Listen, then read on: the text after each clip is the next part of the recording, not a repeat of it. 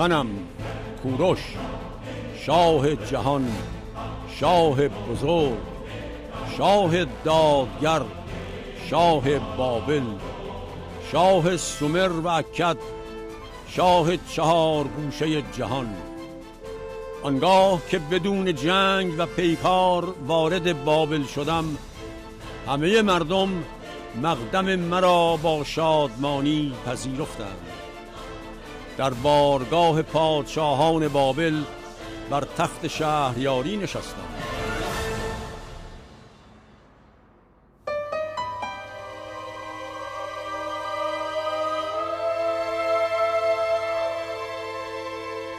سخنان و فرمانهای کوروش بزرگ، آغازگر سلسله هخامنشیان 538 سال پیش از میلاد، به دستور او به زبان و خط میخی اکدی در 45 سطر بر منشور کوروش حک شد.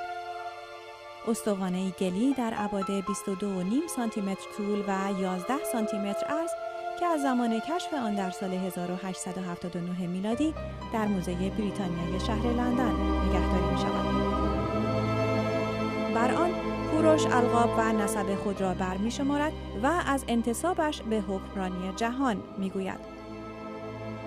اینک که به یاری مزدا تاج سلطنت ایران و بابل و کشورهای چهار گوشه جهان را بر سر گذاشتم، اعلام می کنم که تا روزی که زنده هستم و مزدا توفیق سلطنت را به من می دهد، دین و آیین و رسوم ملت‌هایی را که من پادشاه آنها هستم محترم خواهم شمرد و نخواهم گذاشت که حکام و زیردستان من دین و آیین و رسوم ملت‌هایی را که من پادشاه آنها هستم یا ملت‌های دیگر را تحقیر یا به آنها توهین کنند.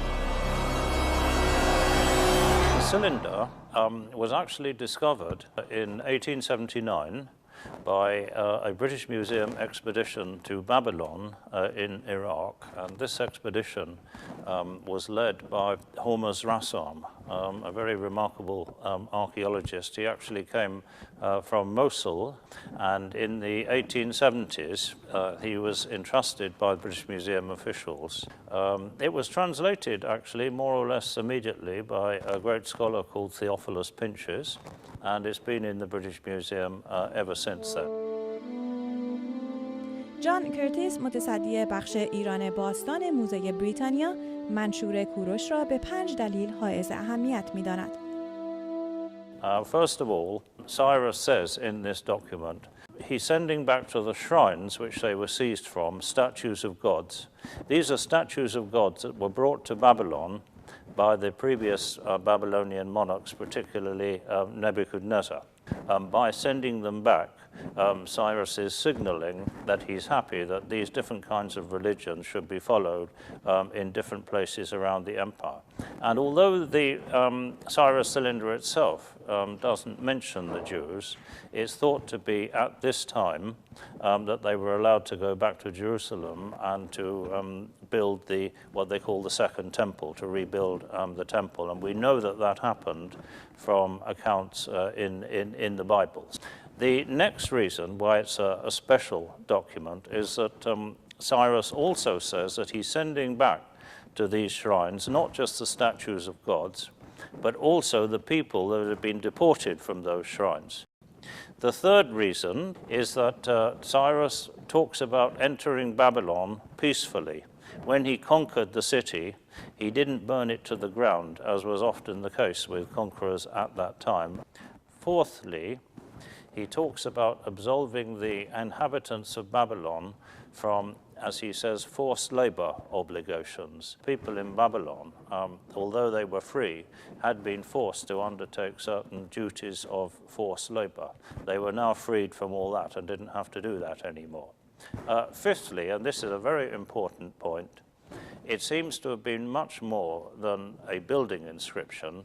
The cylinder does also seem to have been some kind of a proclamation. Recently, just a few years ago, 2 small fragments were found of cuneiform tablet which contain exactly the same text as the cylinder.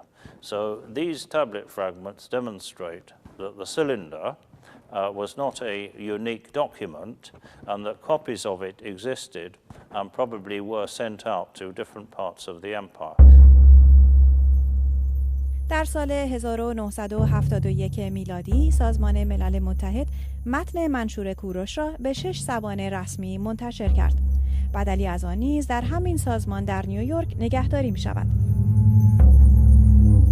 از طرف بسیاری این سند به عنوان نخستین بیانیه حقوق بشر شناخته می شود، اما در مورد این نظر دیدگاه‌های مختلفی وجود دارد. I wouldn't myself call it the first Declaration of Human Rights or the first Charter of Human Rights, because that's not exactly what it is.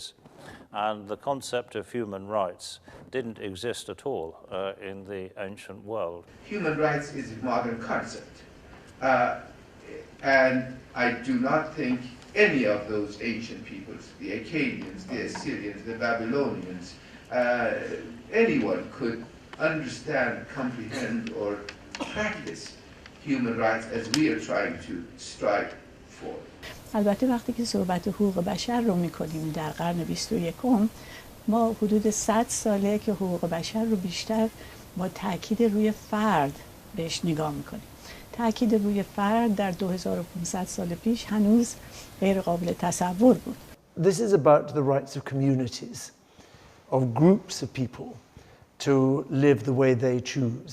It's not about individuals, but at this period of society, it's groups of people that matter. اونچه که مهمه مورد توجه قرار داد این هستش که از سالهای 1330 حقوقدانای ایرانی شروع کردن صحبت کردن و ترجمه کردن اعلامیه جهانی حقوق بشر که در سال 1948 در سازمان ملل متحد به تصویب رسیده بود و اینها، و کم کم این رو ربط دادن به فرهنگ ایرانی و مهمانداری و این تبدیل میشه به این که تمام جلوه های اون چی که در اعلامیه حقوق بشر هستش ما میتونیم شواهد بسیاری در فرهنگ ایران پیدا بکنیم که نشون بده این خصوصیات در فرهنگ ایرانی موجود بوده و اینجاست که منشور کوروش میاد و به عنوان اولین اعلامیه حقوق بشر شناخته میشه. When the phrases First Bill of Human Rights or First Declaration of Human Rights seem first to have been coined, but exactly by who is not quite clear. However, by 1967, in his book The White Revolution of Iran, Mohammad Reza Shah Pahlavi was calling the cylinder the world's first declaration of human rights, and this claim was repeated in 1968 when he opened the first United Nations Conference on Human Rights in Tehran. Now, Cyrus's empire was the greatest the world had seen, and perhaps the world's first multi-ethnic, multi-religious, and multilingual empire. And that is really one of the reasons why the Cyrus cylinder has been described as one of the earliest charters of human rights. Not, of course, individual rights, but the rights of communities and peoples. به نظر جان کورتیس، کوروش پس از تکیه زدن بر تخت پادشاهی برای اداره بزرگترین امپراتوری جهان، مصالحه و مدارا را به مقابله و جنگ ترجیح میداد و این شیوه را در سایر امور حکومتی نیز به کار می‌برد. We don't know much about his early career, and what little we do know comes largely from classical sources such as the Greek historian Herodotus. He was apparently the king of Anshan, and in 550 BC he defeated in battle his maternal grandfather, who was the king of the Medes. So in this way he brought together the two related tribes of Medes and Persians, and the date of 550 BC is usually taken as the start of the Persian Empire. Well, after he'd established control over Iran, Cyrus was drawn into a conflict with King Croesus of Lydia. Croesus was defeated in about 547 BC, which brought most of modern Turkey under the control of Cyrus. He now turned his attention to Babylon under the renowned king Nebuchadnezzar. So in 539, Cyrus moved against Babylon and, according to his own account, was able to capture the city peacefully. The empire actually reached its greatest extent under Darius, when it stretched from Egypt in the west, from North Africa, right across to the Indus Valley in the east. Well, probably towards the end of his life, Cyrus established a new center at Pásargad in southwestern Iran, and after his death in 530 BC, he was buried there at Pásargad in a splendid gabled tomb.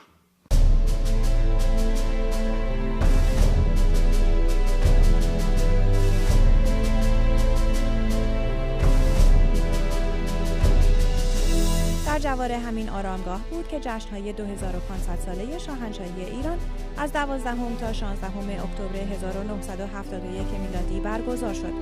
پیشنهاد اجرای این جشن پیشتر در سال 1958 توسط دکتر شجاع‌الدین شفا، دیپلمات و مشاور فرهنگی محمد رضا شاه پهلوی مطرح شده بود. قرار بود این جشن در سال 1961 اجرا شود، اما به دلایلی 2 بار عقب افتاد. در آغاز مراسم، محمد رضا شاه پهلوی در پیامش به کوروش، بنیانگذار شاهنشاهی هخامنشی، از استوانه کوروش به عنوان نخستین منشور حقوق بشر در جهان یاد کرد. کوروش، ما امروز در برابر آرامگاه ابدی تو گرد آمده ایم تا به تو بگوییم آسوده بخواب، زیرا که ما بیداریم. For the Shah, of course, Cyrus was not only the founder of the Persian Empire, but represented a model of a good, just, and widely admired king. Cyrus has even been appropriated by the Islamic Republic. 3 years ago, at the request of the Iranian government, the cylinder of Cyrus was lent by the British Museum for displaying Iran. The opening of the exhibition was attended by the Iranian President Ahmadinejad himself. This was a very interesting phenomenon because here is the Islamic Republic asking to borrow and making a great event of the presence of a pre-Islamic object, of the empire before Islamic Iran. I'm fascinated by a man who can be loved by Machiavelli and Thomas Jefferson at the same time. That's really a feat. And then not to mention the Shah and Ahmadinejad at the same time. And if that's not enough, you go to the museum and they have a big quote from Ben Gurion. Okay, so I'm thinking to myself, anybody who can have Jefferson, Machiavelli, Ben Gurion, and Ahmadinejad all admiring him must have done something right as a man. اما به راستی کوروش چگونه شخصیتی بود؟ نقل‌های گوناگونی وجود دارد که بسیاری از آنها پشتوانه تاریخی ندارند. در انجیل و نوشته‌های یونانی در مورد تولدش داستان‌های زیادی هست که بیشتر شبیه به افسانه است. در مورد مرگش نیز گفته می شود پس از پیروزی‌های متوالی در آسیای مرکزی درگذشته، اما اینکه جسدش چگونه به پاسارگاد انتقال داده شد روشن نیست. دکتر واوتر هانکلمن بیش از 20 سال گذشته را به مطالعه در مورد ایران اختصاص داده است. One of the things that I would like to stress is that Cyrus, both in time and in space, and also in cultural terms, was part of a much larger context, and that it is very important to look beyond the borders set to the mortal life of the historical Cyrus. The image that we have is too much distorted and too faint, actually, to have much to say about it. In the first reading, it gives you, of course, the image of a king who wants to be benevolent, and that is exactly the intention of the cylinder. On second reading, when you try to put it in context, you will find that there are different kings that preceded Cyrus and also kings that succeeded him, that in that particular circumstance would issue documents of the same nature. In the book of Isaiah, Cyrus is described as the Messiah, the anointed one, the shepherd of God, and this obviously was because he was held in high esteem by the Jews, particularly, presumably, as under Cyrus they've been allowed to return to Jerusalem and to rebuild the temple. He is seen as the salvation of humanity, not just the Jewish people. The book of Isaiah is not only important to Judaism, it's critical to Christianity, because it is the basis for the concept of a Messiah that can redeem history. And redeem history not in some mystical, otherworldly sense. Not nice poetry. Not God bless them, the Jewish mystics or Rumi or others, but this is the idea that God can enter into history and make politics better. Make the relationship between rich and poor better. Make justice a functional part of politics. ذکر کوروش در انجیل در تورات در کتاب عزرا به ویژه مهمه که اون شهرت کوروش رو به شکلی میشه گفت ثبت میکنه و بعد از اون هم نیاز نسل‌های مختلف چه در یونان تو گزنفون مثلا سیروپیدیا رو می‌نویسه یعنی تعلیم و تربیت کوروش و چه در تمدن‌هایی که بعد از یونان کوروش به صورت فردی یگانه بسیار پادشاهی بزرگ و بزرگوار ثبت میشه ولی در حقیقت آیا به راستی و در همه جوانب زندگیش چنین بوده ما متاسفانه از متونی نداریم که گواهی بدن به این حقیقت. با تمام روایت‌های متفاوتی که وجود داره اون شخصیتی که میمونه و مشترک در همه است این یک کسی که خوش سلوک بوده و با همه مدارا میکرده و به جای اینکه نظریات خودش رو بر دیگران تحمیل کنه دیگر پذیر بوده. If you think of the twin pillars of Western culture, it's the Greco-Roman tradition and the biblical. What makes Cyrus so extraordinary is that these two different traditions both lauded Cyrus as a paragon of princely statesmanship.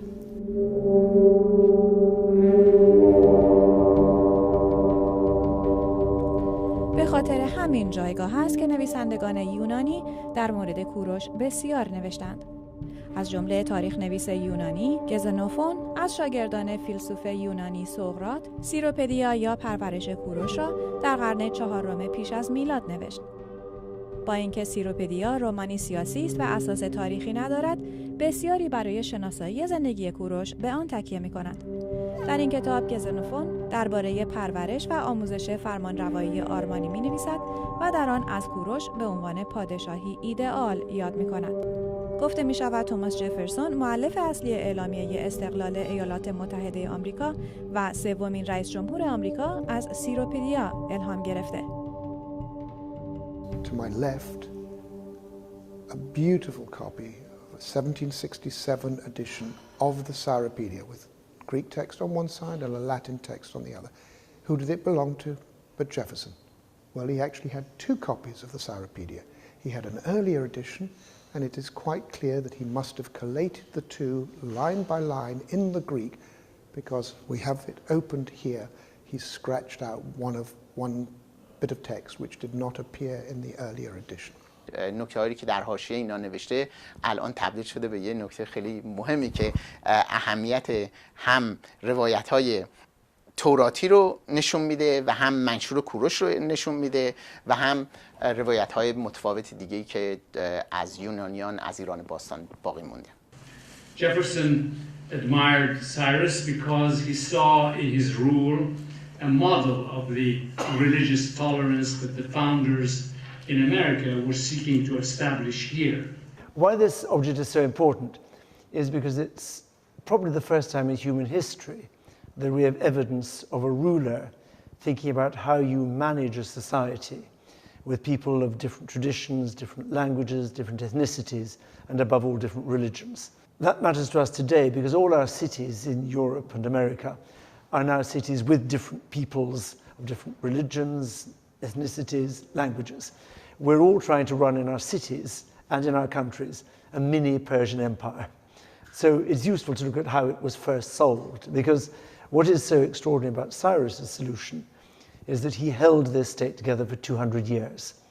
This solution worked.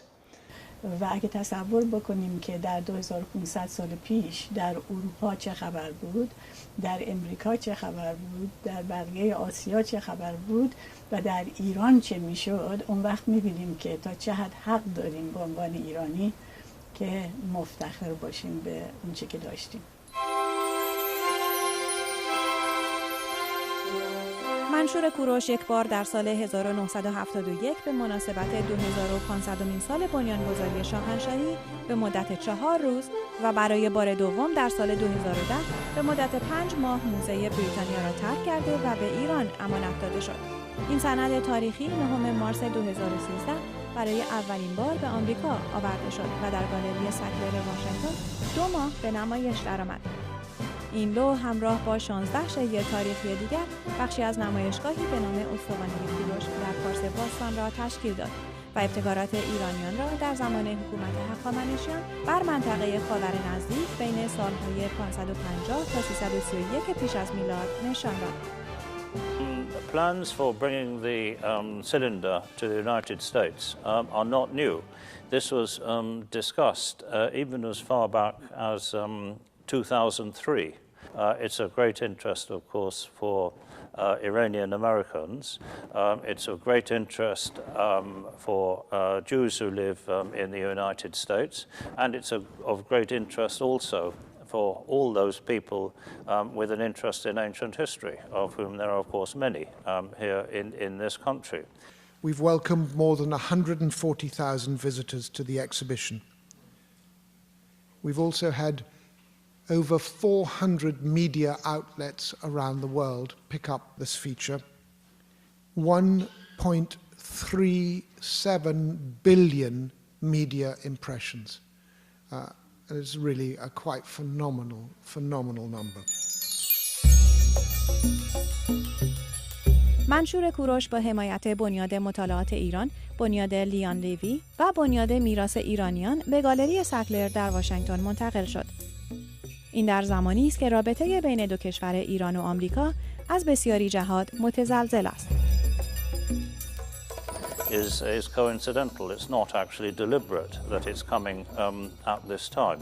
And people often ask me, particularly media people, what's the motivation for bringing it here now? And I always reply that as far as I'm concerned, our agenda is purely cultural and not in any way political.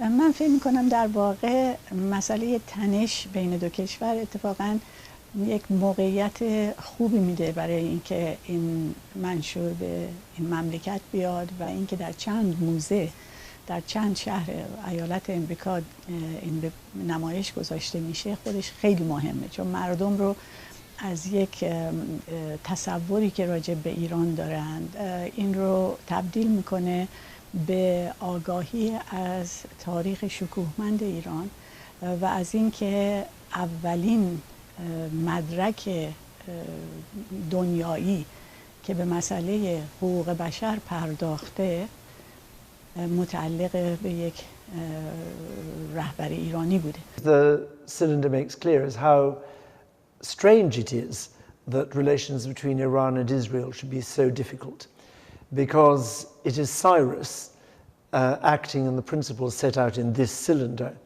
who allows the Jews to return from captivity in Babylon to rebuild the temple. And indeed, he provides funds to help rebuild the temple in Jerusalem.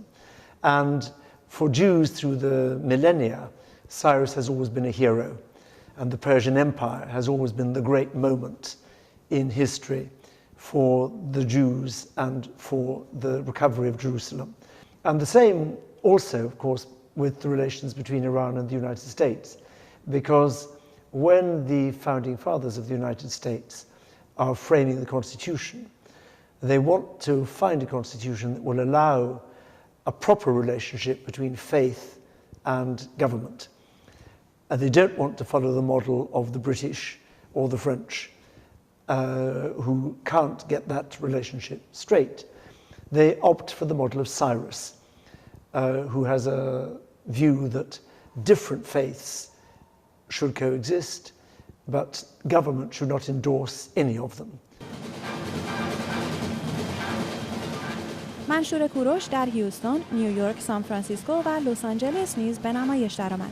از ورودش به سان فرانسیسکو با اجرای کنسرت کوروش کبیر توسط ارکستر فیلارمونیک سان فرانسیسکو به رهبری لوریس چکنواریان تجلیل شد. ما تو ایران هم قهرمان افسانه‌ای داریم، هم قهرمان واقعی داریم. قهرمان افسانه ما خب معلومه رستمه، ولی قهرمان واقعی ما کسی نیست جز کوروش بزرگ که واقعا سمبل آزادی، سمبل عدالت بوده و 2500 سال زنده است و تا تاریخ این دنیا هست اون زنده خواهد بود، نه فقط در قلب ما ایرانی ها بلکه در قلب تمام دنیا. این اثری که راجع به کوروش نوشتم امیدوارم که بتونم این در تمام دنیا اجرا کنم و بزرگی کوروش نشون بدم و با بزرگی کوروش بزرگی ایران نشون بدم.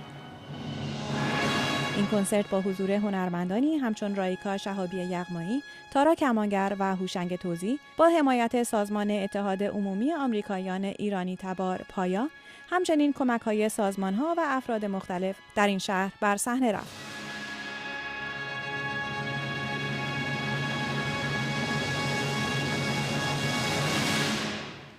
I think it's very important to remind people of the extraordinary contributions that Iran has made to the history of humanity.